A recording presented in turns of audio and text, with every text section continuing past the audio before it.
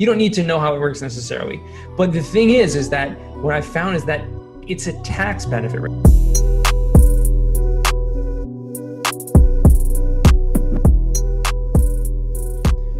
Most people, when I talk to people about cost segregation, if they've heard of it, they have a very basic understanding of it and don't really understand how it works. But that's okay. You don't need to know the mechanics of how everything works, okay? You don't need to know how a CMBS mortgage works, right? But if you need one, you go to the right person who's going to help you get it, right? You don't need to know how it works necessarily. But the thing is that what I found is that it's a tax benefit, right? It's an accounting thing.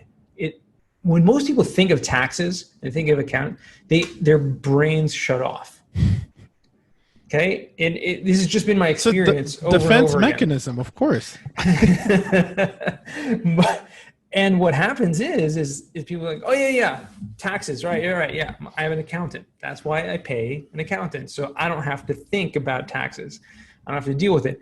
And the truth is, real estate investors are not any different than anyone else when it comes to this. And so they assume that their accountant is dealing with this, when in fact, most times they're not, because believe it or not, besides their cost segregation being an accounting method, it's really an engineering method more than anything else. So it's an engineering service that creates this accounting technique, right, with accelerating depreciation, but accountants don't do it.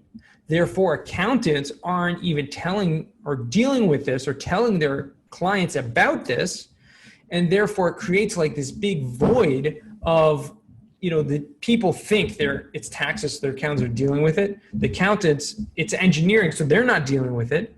And they're not proactive enough to tell them about it. So basically, just people are missing the boat.